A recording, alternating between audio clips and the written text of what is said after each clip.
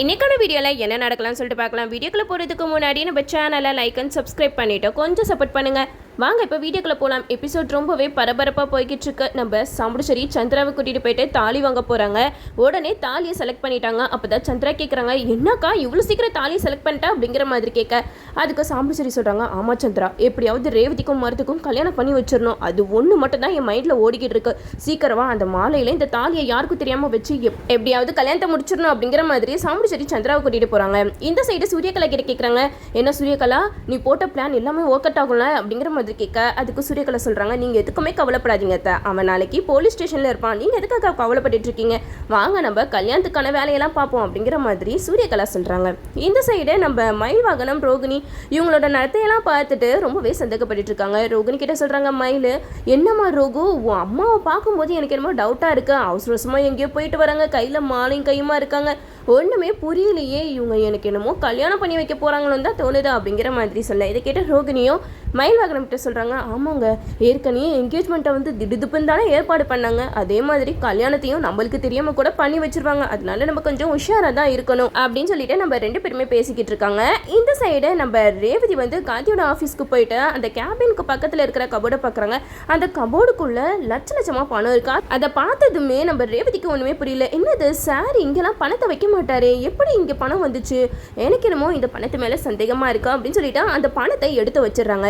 இது தெரியாமல் பிரியா வந்து ரொம்ப சந்தோஷத்தில் இருக்காங்க. எப்படியோ எம்டி வந்து போலீஸ் ஸ்டேஷன் போயிடுவார், ரேவதி மருது கல்யாணம் நல்லபடியாக நடந்து முடிஞ்சிடும், நம்மளோட ரூட் கிளியர் அப்படின்னு சொல்லிட்டு பிரியா வந்து ரொம்ப சந்தோஷத்தில் இருக்கா. இந்த சைடு சந்திரா வந்து போலீஸ்க்கு இன்ஃபார்ம் பண்ணிடுறாங்க. அதிகாரிகளும் கார்த்தியோட ஆஃபீஸ்க்கு வராங்க. கார்த்தி கிட்ட கேட்குறாங்க, சார் உங்கள் ஆஃபீஸில் கள்ள நோட்டு இருக்கிறதா எங்களுக்கு இன்ஃபர்மேஷன் வந்திருக்கா அப்படிங்கிற மாதிரி சொல்ல, அதுக்கு கார்த்தி சொல்கிறாங்க, அதுக்கெல்லாம் வாய்ப்பே இல்லை சார் அப்படிங்கிற மாதிரி சொல்ல, இதை கேட்ட அந்த அதிகாரி சொல்கிறாங்க, சார் எங்களுக்கு இன்ஃபர்மேஷன் கிடச்சிருக்கு, எங்களோட வேலையை எங்களை பார்க்க விடுங்க அப்படிங்கிற மாதிரி சொல்ல, அதுக்கு கார்த்தி சொல்கிறாங்க, தாராளமாக பாருங்க அப்படிங்கிற மாதிரி சொல்ல, அதிகாரிகளும் போயிட்டு அங்கேயும் இங்கேயும் காசை தேடி பார்க்குறாங்க. ஆனால் எந்த இடத்துலையுமே காசு இல்லை.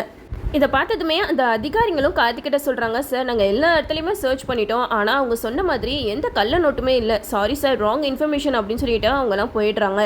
அப்போ தான் நம்ம கார்த்திக்கு ஒரு விஷயம் நல்லா புரியுது, இவங்க ஏதோ ஒரு காரணத்தோடு தான் இங்கே வந்திருக்காங்க, கண்டிப்பாக யாரோ ஒருத்தவங்க நம்ம ஆஃபீஸில் இந்த மாதிரி கள்ள நோட்டு இருக்குது அப்படின்னு சொல்லிட்டு இன்ஃபர்மேஷன் கொடுத்தனால தானே இவங்களும் சர்ச் பண்ண வந்திருக்காங்க, அப்புறம் எப்படி அந்த நோட்டு காணாமல் போகும் அப்படிங்கிற மாதிரி கார்த்தி வந்து ஒரே குழப்பத்தில் இருக்க. அப்போ தான் ரேவதி சொல்கிறாங்க, சார் அந்த பணத்தை நான் தான் சார் எடுத்து வச்சேன் அப்படிங்கிற மாதிரி சொல்ல, இது கேட்ட கார்த்திக்கு தூக்கி வாரி போட்டுருச்சு. என்ன ரேவதி சொல்கிறீங்க, அந்த பணத்தை எப்போ எங்கே எடுத்தீங்க அப்படிங்கிற மாதிரி கேட்க, அதுக்கு ரேவதி சொல்கிறாங்க, சார் நான் ஒரு வேலை விஷயமா உங்களோட கேபினுக்கு வந்தேன், அப்போது கபடை திறந்து பார்க்கும்போது லட்சமாக பணம் இருந்துச்சு, சரி இந்த பணம் இங்கே இருக்கிறது நல்லதில்லை அப்படின்னு சொல்லிட்டு நான் தான் சார் எடுத்து ஒழிச்சு வச்சேன் அப்படிங்கிற மாதிரி சொல்ல, இதை கேட்டதுமே பிரியாவுக்கு செம்மையாக அப்செட் ஆகிடுச்சு. இவன் வேற ஒருத்தி, நான் எவ்வளோ கஷ்டப்பட்டு அந்த பணத்தை அங்கே வச்சேன், இவன் நான் அசால்ட்டாக எடுத்து ஒழிச்சு வச்சுட்டு இப்போ இந்த கார்த்தியை காப்பாற்றிட்டு தெனாவட்டாக நின்றுட்டுருக்கா அப்படிங்கிற மாதிரி பிரியா நினச்சிக்கிட்டு இருக்க. ஒரு பக்கம் நம்ம ரேவதிக்கு கார்த்தி ரொம்பவே தேங்க்ஸ் சொல்கிறாங்க.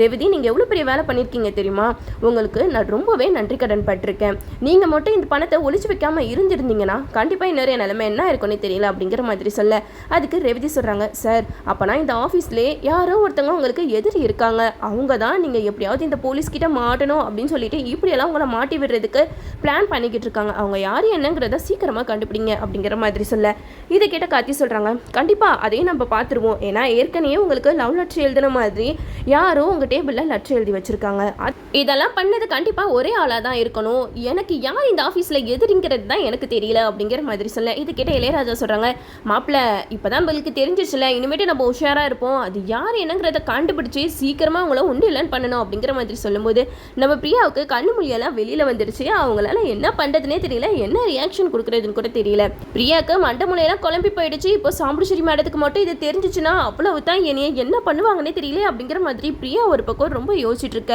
இன்னொரு பக்கம் இந்த விஷயத்தை நம்ம எப்படியாவது சாமுண்டீஸ்வரி மேடத்துக்கிட்ட சொல்லணும் அப்படின்னு சொல்லிட்டு சாமுண்டீஸ்வரிக்கு கால் ட்ரை பண்ணிக்கிட்டே இருக்காங்க.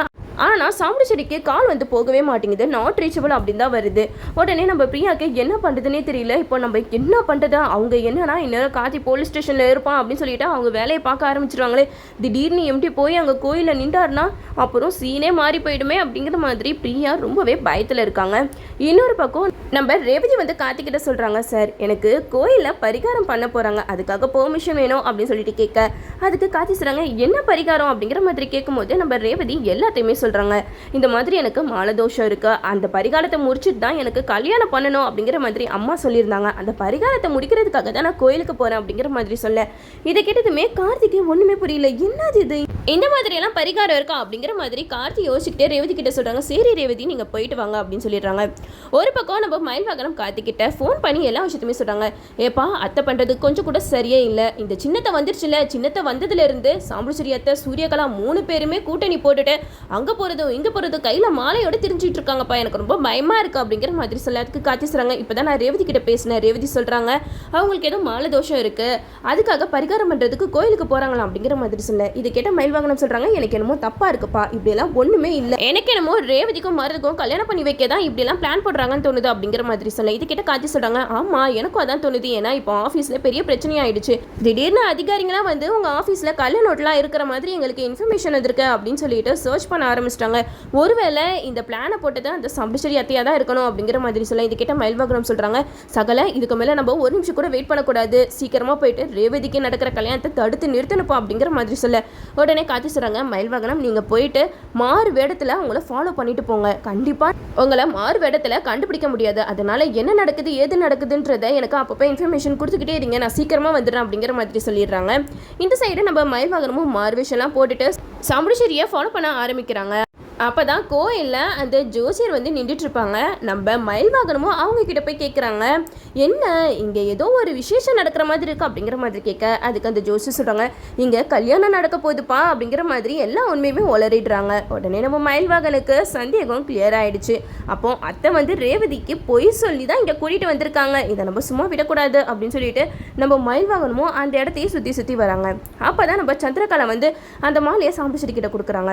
அக்கா இந்த மாலையில் தான் தாலி வச்சு கட்டியிருக்கு, இதை எப்படியாவது மருது ரேவதி கழுத்துல போற்றணும் அப்படிங்கிற மாதிரி பேசிக்கிட்டு இருக்க இதெல்லாம் நம்ம மயில்வாகனம் ஒட்டு கேட்டுறாங்க. உடனே கார்த்திக்கு ஃபோன் பண்ணி சொல்றாங்க, எப்பா இதுங்க பண்ற பிளான் எல்லாம் பாத்தியாப்பா, மாலைக்குள்ள தாலியை வச்சு அந்த மாலையை மருது கையால ரேவதி கழுத்துல போட போறாங்களாம் அப்படிங்கிற மாதிரி சொல்ல இது கேட்டதுமே கார்த்தி சொல்றாங்க, என்ன தைரியம் இருந்தா இப்படி எல்லாம் பண்ணுவாங்க, கண்டிப்பா இதை நம்ம விடக்கூடாது அப்படின்னு சொல்லிட்டு நம்ம கார்த்தி ரொம்பவே கோவப்பட மயில்வாகனம் சொல்றாங்க, எப்பா என்னால ரொம்ப நேரம் எல்லாம் சமாளிக்க முடியாது, நீ சீக்கிரமா வந்து எப்படியாவது இந்த கல்யாணத்தை தடுத்து நிறுத்து அப்படிங்கிற மாதிரி சொல்லிக்கிட்டு இருக்கேன். இந்த சைடை நம்ம கார்த்தியும் கிளம்பி வராங்க. அப்பதான் பிரியா வந்து அவங்கள போவிடாம தடுத்து என்னென்னமோ சொல்லிக்கிட்டு இருக்காங்க. அப்போ நம்ம கார்த்தி சொல்றாங்க, இங்க பாருங்க பிரியா, உங்களுக்கு என்ன டவுட் இருந்தாலும் இளையராஜா கிட்ட கேட்டு தெரிஞ்சுக்கோங்க அப்படின்னு சொல்லிட்டு விறுவிறு நம்ம கார்த்தி கார் எடுத்துட்டு போய்கிட்டு இருக்காங்க.